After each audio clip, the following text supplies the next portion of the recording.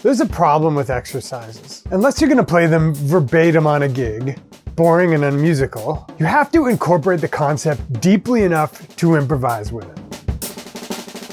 It's the reverse with pure improv.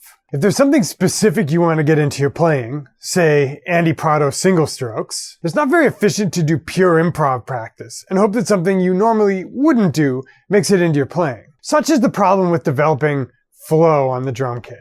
So I'm going to show you 3 flow exercises in this lesson. The first was inspired by Annika, though I saw it on an Instagram story which disappeared after 24 hours. So it's definitely my take on what I remember of Annika's thing. Here's something like what I saw Annika doing.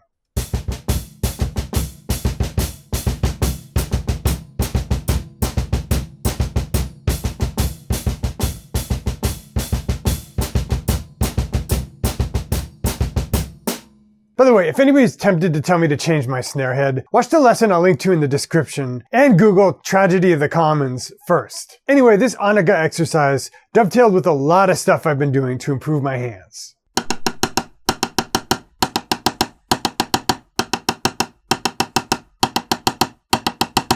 He said, "What? I don't play loud enough. Tell him to come and stand next to me when I play." And yeah, I take a lot of calls from the practice room. I've got a theory. If you can play Tony Williams' ride cymbal with the left hand, you've got a pretty decent left hand. Plus rudiments, of course. Your hands have to work cleanly together. Anyway, here's how I adapted what I've been doing on the pad to the Annika thing. Annika herself, I think, was doing all 4 kick notes in that 5-note pattern. So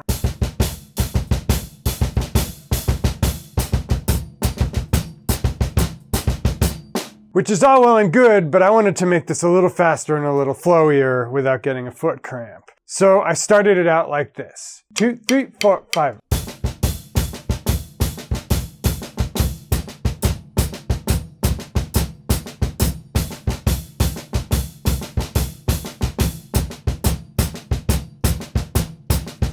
In addition to making that snare sound identical with both hands, the other crucial component is the cleanliness, that your hand and your foot are locking up perfectly. I also like to switch the hands around so that the hand playing the ride cymbal thing is actually on a ride cymbal or hat. That'll sound like this. 2, 3, 4, 5.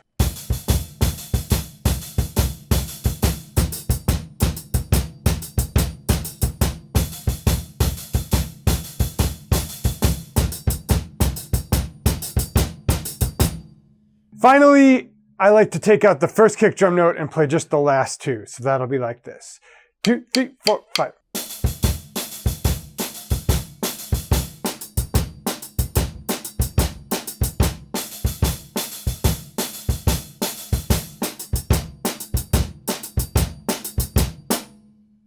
And you can play that slow, fast, slow while trying to maintain the cleanliness.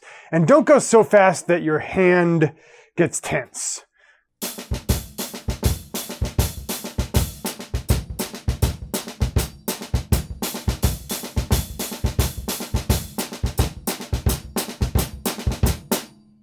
The other thing is that if the snare drum starts to flam with the kick drum, you know you're going too fast. Back it off a little bit, get control again, then speed it up. So that's all well and good for a hand exercise, but we're talking about flow. Let's quickly define flow, as I understand it. Flow is the difference between doing something on one drum, or a pad, and, well, flowing seamlessly around the kit. But that's the least of our worries. Before we flow, we've got to get used to playing with our hands together, which turns this into exercise 2. For now, let's do single strokes. You can quickly take that Annika thing and just single stroke eyes it while keeping the kick drum in the same place. So 2, 3, 4, 5. And what I found fun was to alternate that with the original lick. So 2, 3, 4, 5.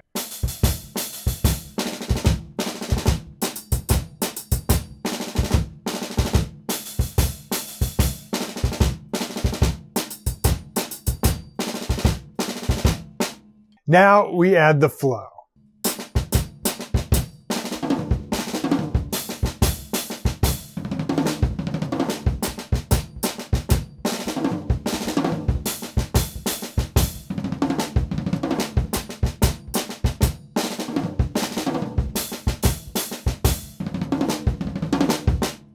So what we're doing here is just taking and orchestrating it around the toms. But instead of having that double stop with the kick, I'm just putting a kick note at the end of the pattern. And when we're starting with the left, we're starting at the bottom and going up just so we're symmetrical.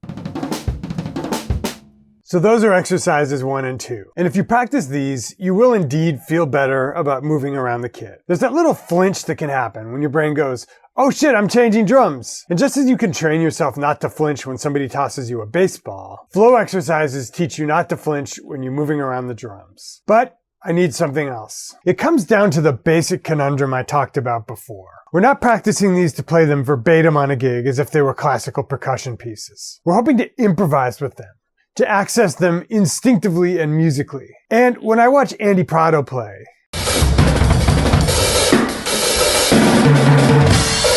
or Thomas Pridgen play,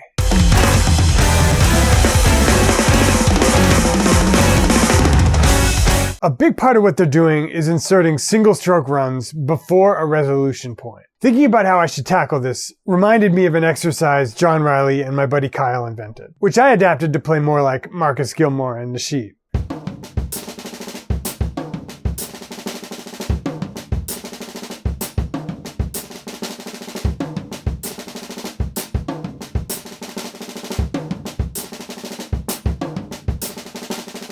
The reason I like this exercise so much is it's resolution point centered. You're learning to fill and rudiment and flow around some fixed resolution points. Oh, I should warn you guys, this one's pretty advanced. It'll be transcribed for you, but don't feel bad if you can't get it right away. Okay, so the crash course on this John Riley exercise adaptation that my friend Kyle made. In John Riley's Art of Bop Drumming book, there are exercises in the very first part of the book where you just play something with the left hand against the ride pattern. The first is 3, 4. What Kyle did was to take that rhythmic structure and orchestrate it to the toms in hand-to-hand triplets. So 3, 4. Eventually, I adapted it to put the kick drum before each tom you were going to hit. So 3, 4.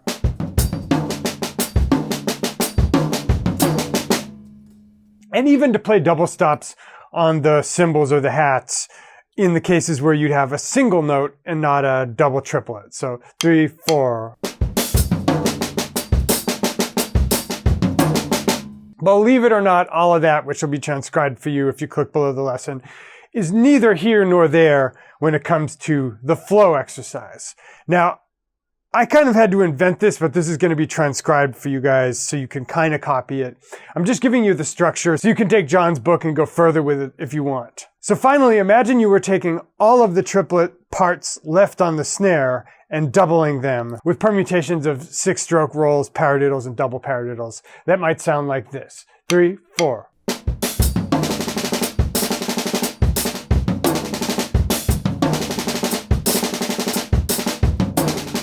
Finally, to invent this flow exercise with John's exercise 1, I added a tom run in the spot where there were some consecutive single strokes with the sticks. So 3, 4.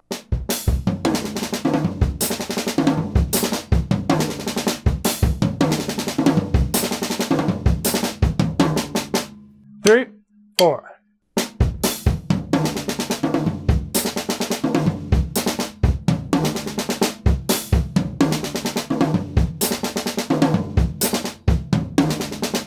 Fast again. 3, 4.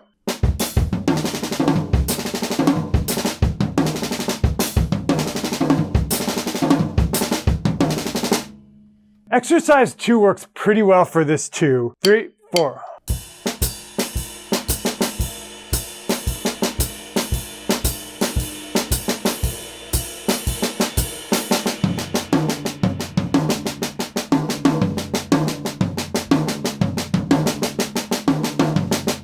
If you add those double stops and then double the triplet pulse on the snare, it becomes 3, 4.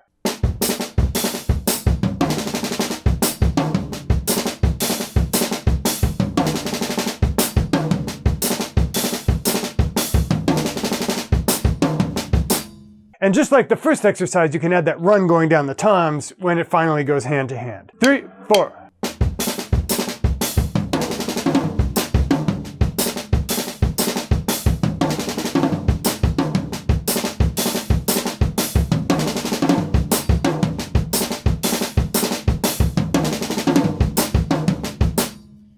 You can do that at a pulse and also slow, fast, slow. Exercise number 3 doesn't fall quite so well. Exercise number 4 falls interestingly. Let me show you what I did with that one. 3, 4.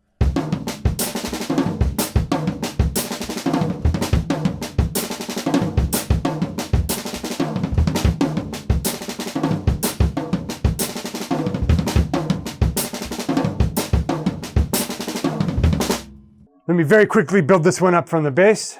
3, 4.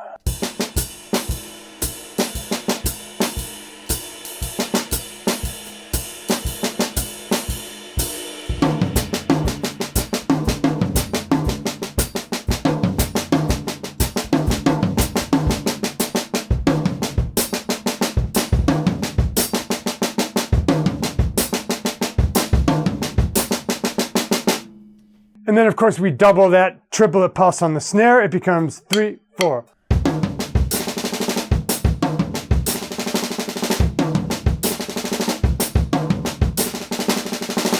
And then we add those tom runs where it's convenient. So 3, 4.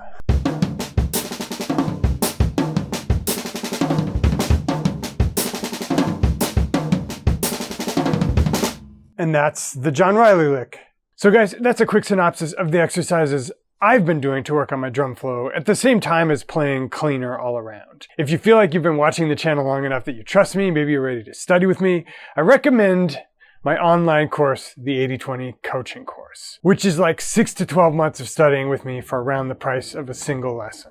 We only open that up a couple times a year, but if you'd like a completely free gateway drug to that, I recommend you click below, enter your email address on the next page, and I'll send you 3 completely free videos that, I assert, will make your playing better in the next 3 weeks than it's gotten in the last 6 months. Just click below and enter your email address to grab those. Guys, it's been real. I'll see you again soon in another lesson of the week.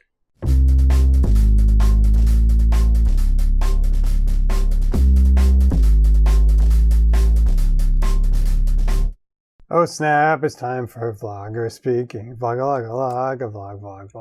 This is gonna take a while to explain. Oh shit, I'm changing drums!